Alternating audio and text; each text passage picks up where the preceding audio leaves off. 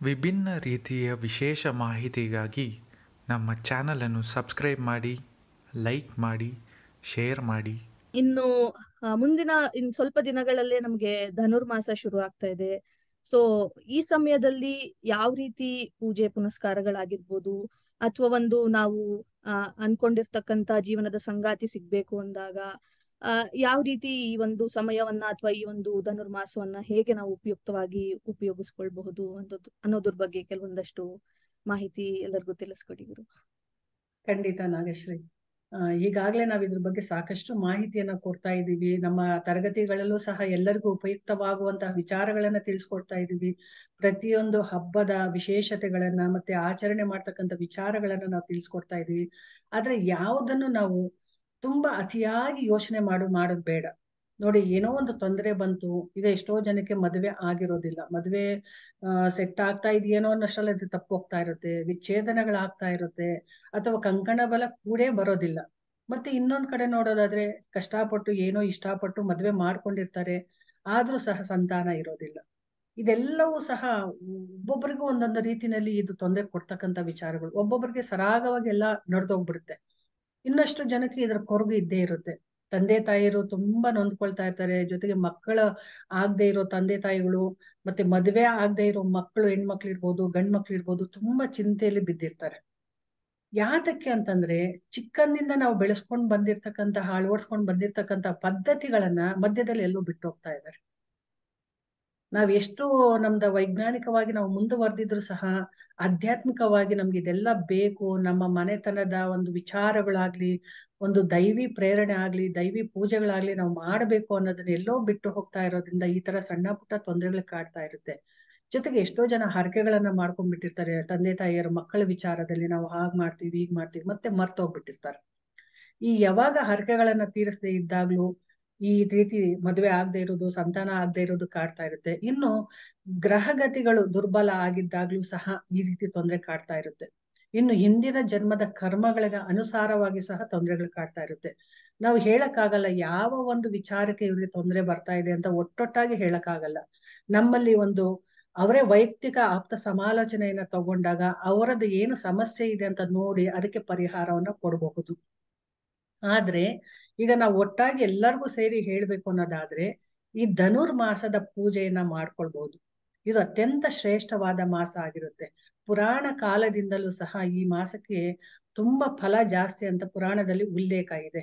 ಇದನ್ನ ಈ ಒಂದು ಮಾಸದಲ್ಲಿ ವಿಷ್ಣು ಮತ್ತು ಮಹಾಲಕ್ಷ್ಮಿಯರ ಪೂಜೆ ಮಾಡ್ಕೊಳ್ಳೋದು, ಅಥವಾ ಪಾರ್ವತಿ ಮತ್ತು ಶಿವ ದೇವರ ಪೂಜೆಯನ್ನ ಮಾಡ್ಕೊಳ್ಳೋದು ತುಂಬಾ ಶ್ರೇಷ್ಠ ಆಗಿರುತ್ತೆ. ಯಾವುದೇ ಒಂದು ಕೋರಿಕೆ ಇರ್ಲಿ, ಇಷ್ಟಾರ್ಥಗಳಿರ್ಲಿ ನೆರವೇರುತ್ತೆ ಅನ್ನೋ ಒಂದು ನಂಬಿಕೆ ಇದೆ. ಯಾತಕ್ಕೆ ಅಂತಂದ್ರೆ ಇಲ್ಲಿ ಒಂದು ಪದವಿ ಬೇಕಾದ್ರೆ ಪದವಿ ಪಡ್ಕೊಳ್ಬಹುದು, ವೃತ್ತಿ ಜೀವನದಲ್ಲಿ ಏರುಪೇರುಗಳಿದ್ರೆ ಅದನ್ನ ಸರಿ ಮಾಡ್ಕೊಳ್ಬಹುದು, ಮದುವೆ ಆಗ್ಲಿಲ್ಲ ಅಂತಂದ್ರೆ ಮದುವೆ ಮಾಡ್ಕೊಳ್ಳುವಂತಹ ಒಂದು ದೈವಿ ಪ್ರೇರಣೆಯನ್ನು ಪಡ್ಕೊಳ್ಬಹುದು, ಸಂತಾನಕ್ಕೆ ಆ ಭಗವಂತನ ಅನುಗ್ರಹವನ್ನ ಪಡ್ಕೊಳ್ಬಹುದು, ಜೊತೆಗೆ ಆರೋಗ್ಯದ ಸಮಸ್ಯೆ ಇದ್ರೂ ಸಹ ಅದನ್ನ ಸರಿ ಮಾಡ್ಕೊಳ್ಬಹುದು.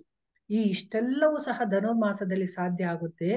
ಅದು ಧನುರ್ಮಾಸದಲ್ಲಿ ಬ್ರಾಹ್ಮಿ ಮುಹೂರ್ತದಲ್ಲಿ ಪೂಜೆಯನ್ನ ಮಾಡ್ಕೊಳ್ಳೋದ್ರಿಂದ, ನಾಮ ಜಪವನ್ನ ಮಾಡ್ಕೊಳ್ಳೋದ್ರಿಂದ, ನೈವೇದ್ಯವನ್ನ ಮಾಡೋದ್ರಿಂದ, ತುಳಸಿಯನ್ನ ಅರ್ಪಣೆ ಮಾಡೋದ್ರಿಂದ ಎಷ್ಟು ಸರಳವಾಗಿ ನಾವು ಇದನ್ನ ಮನೆಯಲ್ಲೇ ಮಾಡ್ಕೊಳ್ಬಹುದು. ಈಗ ನಾವೆಲ್ಲ ನೋಡ್ತೀವಿ, ಪ್ರತಿ ವರ್ಷ ನೋಡ್ತಾ ಇರ್ತೀವಿ, ಧನುರ್ಮಾಸದಲ್ಲಿ ಪ್ರತಿಯೊಂದು ದೇವಾಲಯದಲ್ಲೂ ಸಹ ಸೂರ್ಯೋದಯಕ್ಕಿಂತ ಮುಂಚೆನೆ ಪೂಜೆ ಕೈಂಕರ್ಯಗಳನ್ನ ಮಾಡ್ತಾ ಇರ್ತಾರೆ.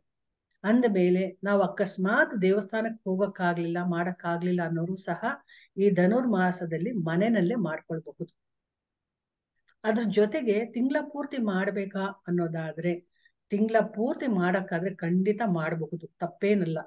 ಆದ್ರೆ ನಾವು ಕೆಲಸ ಮಾಡ್ತಾ ಇದೀವಿ, ನಮ್ಗೆ ಸೋಮಾರಿತನ ಸ್ವಲ್ಪ ಜಾಸ್ತಿನೇ ಇದೆ, ಆದ್ರೂ ನಮಗೆ ಪರಿಹಾರ ಬೇಕು ಅನ್ನೋರೆಲ್ಲರೂ ಸಹ 16 ದಿನ ಮಾಡ್ಬೋದು, 21 ದಿನ ಮಾಡ್ಬೋದು, 9 ದಿನ ಮಾಡ್ಬೋದು, ಇಲ್ಲವೇ ಕನಿಷ್ಠ ಪಕ್ಷ 1 ದಿನನಾದ್ರೂ ಧನುರ್ಮಾಸದ ಪೂಜೆಯನ್ನ ಮಾಡೋದ್ರಿಂದ 1000 ಸಲ ಪೂಜೆ ಮಾಡಿದಷ್ಟು ಫಲ ಸಿಗುತ್ತೆ ಅನ್ನೋದು ನಮ್ಮ ಪುರಾಣಗಳಲ್ಲಿ ಉಲ್ಲೇಖ ಇದೆ. ಇನ್ನು ಈ ಧನುರ್ಮಾಸದಲ್ಲಿ ತಮ್ಮ ಇಚ್ಛೆಯಂತೆ ಮದುವೆ ಮಾಡ್ಕೊಳ್ಳೋದು, ಅಥವಾ ಮದುವೆಗೆ ಅಡೆತಡೆಗಳು ಉಂಟಾಗ್ತಾ ಇದ್ರೆ ಅದನ್ನ ದೂರ ಮಾಡ್ಕೊಳ್ಳೋದಕ್ಕೆ ಪುರಾಣದಲ್ಲೇ ಇದೆ. ರುಕ್ಮಿಣಿ ದೇವಿಯು ನಾರದರ ಸಲಹೆಯಂತೆ ಈ ಪೂಜೆಯನ್ನ ಧನುರ್ಮಾಸದಲ್ಲಿ ಪೂಜೆಯನ್ನ ಮಾಡಿ ಕೃಷ್ಣನನ್ನ ಒಲಿಸ್ಕೊಳ್ತಾರೆ. ಜೊತೆಗೆ ಗೋಪಿಕೆಯರು ಸಹ ಧನುರ್ಮಾಸದ ಪೂಜೆಯನ್ನು ಮಾಡಿ, ಅಂದ್ರೆ ಕಾತ್ಯಾಯಿನಿ ಪೂಜೆಯನ್ನ ಮಾಡಿಕೊಂಡು ಶ್ರೀಕೃಷ್ಣನಂತ ಗಂಡ ತಮಗೆ ಬರಬೇಕು ಅಂತ ಆಸೆ ಪಡ್ತಾರೆ. ಇನ್ನು ಇಂದ್ರನು ಪದವಿಯನ್ನು ಕಳ್ಕೊಂಡಾಗ ಆತನ ಪತ್ನಿ ಶಚೀದೇವಿಯು ಸಹ ಈ ಒಂದು ಧನುರ್ಮಾಸದಲ್ಲಿ ಲಕ್ಷ್ಮಿಯ ಆರಾಧನೆಯನ್ನ ಮಾಡಿಕೊಂಡು ಪದವಿಯನ್ನ ಮತ್ತೆ ಹಿಂದಕ್ಕೆ ಪಡ್ಕೊಳ್ತಾರಂತೆ. ಇಷ್ಟೆಲ್ಲ ಉಲ್ಲೇಖ ಇದ್ರೂ ಸಹ, ಇದೆಲ್ಲ ಪುರಾಣಗಳಲ್ಲಿ ಇದ್ರೂ ಸಹ ನಾವ್ ಯಾಕೆ ಅದನ್ನು ಓದಲ್ಲ, ತಿಳ್ಕೊಳ್ಳಲ್ಲ. ಇದೆಲ್ಲ ಹಿಂದಿನ ಕಾಲದಿಂದ ಬಂದಿರ್ತಕ್ಕಂಥದ್ದು.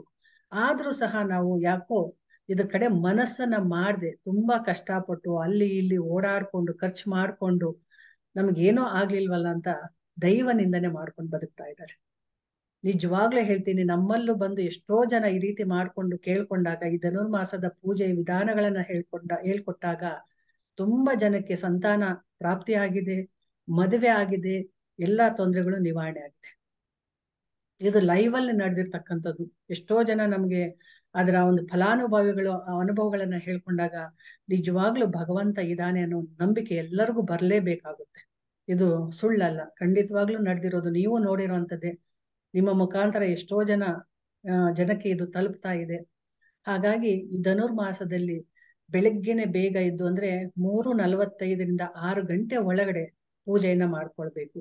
ದೇವಸ್ಥಾನಕ್ಕೆ ಹೋಗಕ್ಕೆ ಇಷ್ಟ ಇದ್ರೆ ದೇವಸ್ಥಾನಕ್ಕೆ ಹೋಗಿ ಪೂಜೆ ಮಾಡ್ಬೋದು, ಇಲ್ಲ ಮನೆಯಲ್ಲೇ ಲಕ್ಷ್ಮಿ ಮತ್ತು ನಾರಾಯಣರ ಫೋಟೋವನ್ನ ಇಟ್ಕೊಂಡು ತುಪ್ಪದ ದೀಪವನ್ನ ಹಚ್ಚಿ ಮುದ್ಗಾನ ಅಂದ್ರೆ ಹುಗ್ಗಿಯ ನೈವೇದ್ಯವನ್ನ ಮಾಡ್ಬೇಕು.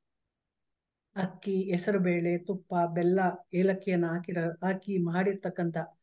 ಹಾಕಿ ಮಾಡಿರ್ತಕ್ಕಂತಹ ಮುದ್ಗಾನವನ್ನ ದೇವರಿಗೆ ನೈವೇದ್ಯ ಮಾಡ್ಬೋದು. ಇದು ಸಿಹಿ ಪೊಂಗಲ್. ಇನ್ನು ಖಾರ ಪೊಂಗಲ್ ಅಂತಂದ್ರೆ ಅಕ್ಕಿ, ಹೆಸರು ಬೇಳೆ, ಉಪ್ಪು, ತುಪ್ಪ ಮತ್ತೆ ಕರಿ ಮೆಣಸನ್ನ ಹಾಕಿ ಮಾಡಿರ್ತಕ್ಕಂತಹ ಖಾರ ಪೊಂಗಲನ್ನ ನೈವೇದ್ಯವಾಗಿ ಮಾಡಿದ್ರೆ ಶ್ರೀಕೃಷ್ಣ ಪರಮಾತ್ಮನಿಗೆ ಅಂದ್ರೆ ಲಕ್ಷ್ಮೀ ನಾರಾಯಣಗೆ ತುಂಬಾ ಇಷ್ಟ ಆಗುತ್ತೆ. ಇದನ್ನ ನೈವೇದ್ಯ ಮಾಡಿ ರಾಮನಾಮ ಜಪವನ್ನ, ವೆಂಕಟೇಶ್ವರನ ಅಷ್ಟೋತ್ತರವನ್ನ, ನಾರಾಯಣರ ಅಷ್ಟೋತ್ತರವನ್ನ ಅಥವಾ ವಿಷ್ಣುವಿನ ಅಷ್ಟೋತ್ತರ, ವಿಷ್ಣು ಸಹಸ್ರನಾಮ ಅಥವಾ ಶ್ರೀ ಸೂಕ್ತ, ಪುರುಷ ಸೂಕ್ತ, ಹೀಗೆ ಯಾವುದಾದ್ರೂ ಒಂದು ನಾಮ ಜಪವನ್ನ ಮಾಡೋದ್ರಿಂದನೂ ಸಹ, ಒಂದು ದಿನ ಮಾಡೋದ್ರಿಂದ, ತಿಂಗಳ ಪೂರ್ತಿ ಅಲ್ಲ ನಾನು ಹೇಳ್ತಾ ಇರೋದು, ಒಂದು ದಿನ ಈ ರೀತಿ ಅತ್ಯಂತ ಶ್ರದ್ಧಾ ಭಕ್ತಿಯಿಂದ, ನಿಷ್ಕಲ್ಮಶವಾದ ಮನಸ್ಸಿನಿಂದ, ನಂಬಿಕೆಯಿಂದ ಒಂದು ದಿನ ಈ ರೀತಿ ಪೂಜೆ ಮಾಡಿ ನೋಡಿ, ಖಂಡಿತವಾಗ್ಲು ಇಷ್ಟಪಟ್ಟಂತಹ ಕೋರಿಕೆಗಳು ನೆರವೇರುತ್ತೆ. ಎಲ್ಲೂ ಆಗ್ಲಿಲ್ಲ ಅಂತಂದ್ರೆ ದೈವದ ಮೇಲೆ ಭಾರ ಹಾಕಿ ಅತ್ಯಂತ ಪ್ರೀತಿಯಿಂದ ಭಕ್ತಿಯಿಂದ ಇದನ್ನ ಮಾಡಿ ನೋಡಿ, ಇಷ್ಟಪಟ್ಟು ಮಾಡಿ ಆ ದಿನ ಪೂರ್ತಿ ಉಪವಾಸ ಮಾಡಬಹುದು, ಮಾಡದೇ ಇದ್ರೂ ಪರವಾಗಿಲ್ಲ. ಆದ್ರೆ ಮಾನಸಿಕವಾಗಿ ನಾಮ ಜಪವನ್ನ ಮಾಡಿ, ಇಷ್ಟ ದೇವರ ನಾಮ ಜಪ, ಕುಲದೇವರ ನಾಮ ಜಪ ಅಥವಾ ಮನೆ ದೇವರ ನಾಮ ಜಪ ಅಥವಾ ಲಕ್ಷ್ಮೀನಾರಾಯಣರ ನಾಮ ಜಪ, ಇಷ್ಟೇ ನಾನು ಹೇಳ್ತಾ ಇರೋದು. ತುಂಬಾ ಸರಳವಾಗಿದೆ. ಇದನ್ನ ಮಾಡಿ ನೋಡಿ, ಖಂಡಿತವಾಗ್ಲೂ ಶೀಘ್ರವಾಗಿ ಇಷ್ಟಾರ್ಥಗಳು ನೆರವೇರುತ್ತೆ. ಆದ್ರೆ ಇದಕ್ಕೆ ಭಕ್ತಿ ಮುಖ್ಯ. ಬೆಳಗಿನ ಜಾವ ಬ್ರಾಹ್ಮಿ ಮುಹೂರ್ತದಲ್ಲಿ ಮಾಡೋದು ತುಂಬಾ ಮುಖ್ಯ ಆಗಿರುತ್ತೆ. ಇದನ್ನ ಮನೆಯಲ್ಲಿ ಮಾಡಿ ನೋಡಿ.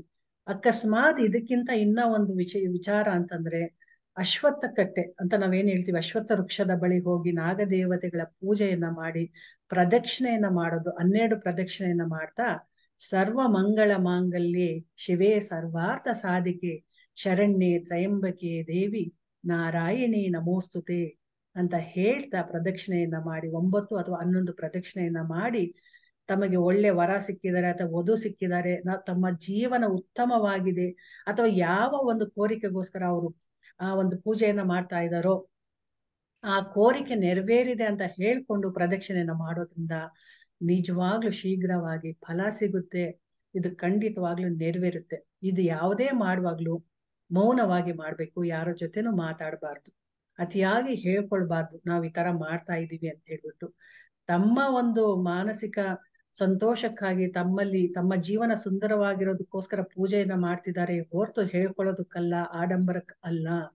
ಇದನ್ನ ಅರ್ಥ ಮಾಡ್ಕೊಂಡು ಈ ಧನುರ್ಮಾಸದಲ್ಲಿ ಆದಷ್ಟು ಯಾರ ಕೋರಿಕೆಗಳು ನೆರವೇರ್ಬೇಕು, ಯಾವುದಕ್ಕೋಸ್ಕರ ನೆರವೇರ್ಬೇಕು ಅಂತ ಆಸೆ ಪಡ್ತಾ ಇದ್ದಾರೋ ಅವರೆಲ್ಲರೂ ಸಹ ಒಂದು ದಿನನಾದ್ರೂ ಮಾಡ್ಲಿ. ಮಕ್ಕಳ ಅಭಿವೃದ್ಧಿಗೋಸ್ಕರ, ಅವರ ಯಶಸ್ಸಿಗೋಸ್ಕರ, ಅವರ ಮದುವೆಗೋಸ್ಕರ ತಂದೆ ತಾಯಿಯರು ಮಾಡಬಹುದು. ಮಕ್ಕಳು ತಮ್ಮ ಮದುವೆಗೋಸ್ಕರ ದೊಡ್ಡವರಾಗಿದೆ, ಅವರ ಒಂದು ಮದುವೆ ವಯಸ್ಸಿಗೆ ಬಂದಿದ್ರೆ ಅವರು ಸಹ ತಮ್ಮ ಮದುವೆಗೋಸ್ಕರ ಮತ್ತೆ ತಮ್ಮ ಭವಿಷ್ಯಕ್ಕೋಸ್ಕರ ಮಾಡ್ಕೊಳ್ಬಹುದು. ಮತ್ತೆ ದಂಪತಿಗಳು, ಸಂತಾನ ಇಲ್ಲ ಅನ್ನೋ ದಂಪತಿಗಳು ತಮಗ್ ಬೇಕಾಗಿರ್ತಕ್ಕಂಥ ಸಂತಾನ ಪಡೆಯೋದಕ್ಕೋಸ್ಕರ ಮಾಡ್ಕೊಳ್ಬಹುದು. ಇನ್ನು ಆರ್ಥಿಕ ವ್ಯವಸ್ಥೆ ಹಿಂದುಳಿದಿದ್ರೆ ಆರ್ಥಿಕ ಮುಗ್ಗಟ್ಟು ಇದ್ರೆ, ಹಣಕಾಸಿನ ಸಮಸ್ಯೆ ಇದ್ರೆ, ಅಥವಾ ವೃತ್ತಿ ಜೀವನದಲ್ಲಿ ಬಡ್ತಿ ಬರಬೇಕು ಅಂತ ಆಸೆ ಪಡ್ತಾ ಇದ್ರೆ, ಕೆಲಸ ಸಿಗ್ಬೇಕು ಅನ್ನೋರೆಲ್ಲರೂ ಸಹ ಒಂದೇ ಒಂದು ದಿನ ಇದನ್ನ ಮಾಡಿ, ಖಂಡಿತವಾಗ್ಲೂ ಒಳ್ಳೇದಾಗುತ್ತೆ. ಈ ನಿಟ್ಟಿನಲ್ಲಿ ನಾನು ಹೇಳೋದೇನು ಅಂತಂದ್ರೆ, ನಾವ್ ಎಷ್ಟು ಒಳ್ಳೇದನ್ನ ಅನ್ಕೊಂಡು ಮಾಡ್ತೀವೋ ಖಂಡಿತ ಅದು ನೆರವೇರುತ್ತೆ. ಇದು ನಮ್ಮ ಅನುಭವ. ನಮ್ಮಲ್ಲಿ ಬಂದವರೆಲ್ಲರಿಗೂ ಸಹ ಈ ರೀತಿಯ ಒಂದು ಒಳ್ಳೆಯ ಅನುಭವ ಆಗಿದೆ, ಮತ್ತೆ ಶೀಘ್ರ ಫಲ ಸಿಕ್ಕಿದೆ. ಆದ್ರಿಂದಲೇ ನಾವು ಇಷ್ಟು ಗಟ್ಟಿಯಾಗಿ ಹೇಳಕ್ಕೆ ಸಾಧ್ಯ ಆಗ್ತಾ ಇದೆ. ನೀವು ಮಾಡಿ, ಖಂಡಿತ ಫಲವನ್ನ ಪಡೀರಿ. ಖಂಡಿತ ಗುರುಮಾ. ನಮ್ಮ A1 ಮ್ಯಾಜಿಕ್ ಟಿವಿನಲ್ಲಿ ಅಥವಾ AM ಟಿವಿ ಅಂತ ನಾವು ಏನ್ ಹೇಳ್ತೀವಿ, ಅದ್ರಲ್ಲಿ ನೀವು ಆಲ್ರೆಡಿ ಸಾಕಷ್ಟು ವಿಚಾರಗಳನ್ನ, ಧನುರ್ಮಾಸದ ಪೂಜೆ ಆಗಿರ್ಬೋದು, ಪೂಜಾ ವಿಧಾನ, ಮತ್ತೆ ನೈವೇದ್ಯ ಹೇಗೆ ಅರ್ಪಿಸ್ಬೇಕು, ಮತ್ತೆ ನಮ್ಮ ಬ್ರಾಹ್ಮಿ ಮುಹೂರ್ತದ್ದು ಪೂಜೆ ಹೇಗೆ ಮಾಡ್ಬೇಕು, ಇನ್ನು ಕಾತ್ಯಾಯನಿ ಪೂಜೆ ಹೇಗೆ ಮಾಡ್ಬೇಕು, ಈ ತರ ಎಲ್ಲ ವಿಚಾರಗಳನ್ನ ಸಾಕಷ್ಟು ತಿಳಿಸ್ಕೊಟ್ಟಿದ್ದೀರಾ. ಅದರ ಒಂದು ವಿಡಿಯೋ ಲಿಂಕ್ ಅಲ್ಲಿ ಡಿಸ್ಕ್ರಿಪ್ಷನ್ ಮತ್ತೆ ಅದರ ಡೀಟೇಲ್ಸ್ ಕೂಡ ಎಲ್ಲಾನು ನೀವು ತುಂಬಾ ವಿವರವಾಗಿ ಪ್ರತಿಯೊಬ್ಬರಿಗೂ ಅರ್ಥ ಆಗೋ ರೀತಿಯಲ್ಲಿ ಕೊಟ್ಟಿದ್ದೀರಾ. ಖಂಡಿತ ನಮ್ಮ ಯೂಟ್ಯೂಬ್ ಚಾನೆಲ್ ನ ಎಲ್ಲರೂ ಸಬ್ಸ್ಕ್ರೈಬ್ ಮಾಡಿ. ಅದನ್ನ ನೋಡೋದ್ರಿಂದ ನಿಮ್ಗೆ ನೋಟಿಫಿಕೇಶನ್ ಕೂಡ ಬರ್ತಾ ಇರುತ್ತೆ ಪ್ರತಿಯೊಂದು ವಿಡಿಯೋ ರಿಲೀಸ್ ಆದಾಗ್ಲೂ. ಸಾಕಷ್ಟು ಉಪಯುಕ್ತವಾದಂತ ಇನ್ಫಾರ್ಮೇಶನ್, ಮತ್ತೆ ಮನೆಯಲ್ಲೇ ಕೂತು ಹೇಗೆ ಸಿಂಪಲ್ ಆಗಿ ಏನೂ ಹೆಚ್ಚಿನ ಖರ್ಚು ವೆಚ್ಚ ಇಲ್ಲದೆ ನಾವು ನಮ್ಮ ಮನಸ್ಥಿತಿಯನ್ನ ಸರಿಯಾಗಿ ಇಟ್ಕೊಂಡು ಯಾವ ರೀತಿ ಮಾಡ್ಬೇಕು ಅಂತ ತುಂಬಾ ಸುಂದರವಾಗಿ ಗುರುಮಾ ಪ್ರತಿಯೊಂದು ಏಜ್ ಗ್ರೂಪ್ಗೂ ಅದು ಅನ್ವಯಿಸುತ್ತೆ, ಆ ರೀತಿ ತಿಳಿಸ್ಕೊಟ್ಟಿದ್ದಾರೆ. ಸೊ ಪ್ರತಿಯೊಬ್ಬರಿಗೂ ಈ ಗುರುಮಾ ಈಗ ಹೇಳಿದಂತ ವಿಚಾರಗಳು ಸಾಕಷ್ಟು ಉಪಯುಕ್ತವಾದಂಥದ್ದು. ಪ್ರತಿಯೊಬ್ರು ಪಾಲಿಸಿದ್ರೆ ಅದರ ಒಂದು ಫಲವನ್ನ ನಾವೇ ಅನುಭವಿಸ್ಬೋದು. ಮತ್ತೆ ನಾವು ಅಂತರ್ಮನಕ್ಕೆ ಬಂದು ಹೇಳ್ತೀವಾಗ ನಾವ್ ಈಗ ಮಾಡಿದ್ವಿ, ಆಗ ನಮ್ಗೆ ಈ ತರ ರಿಸಲ್ಟ್ ಸಿಕ್ತು ಅಂತ. ತುಂಬಾ ಧನ್ಯವಾದಗಳು ಗುರುಮಾ, ಇಷ್ಟೊಂದು ವಿಚಾರಗಳನ್ನ ಎಲ್ಲರಿಗೂ ತಿಳಿಸ್ಕೊಟ್ಟಿದ್ದಕ್ಕೆ. ನಮಸ್ತೆ. ಧನ್ಯವಾದಗಳು ನಾಗಶ್ರೀ, ಧನ್ಯವಾದಗಳು ಎಲ್ಲರಿಗೂ.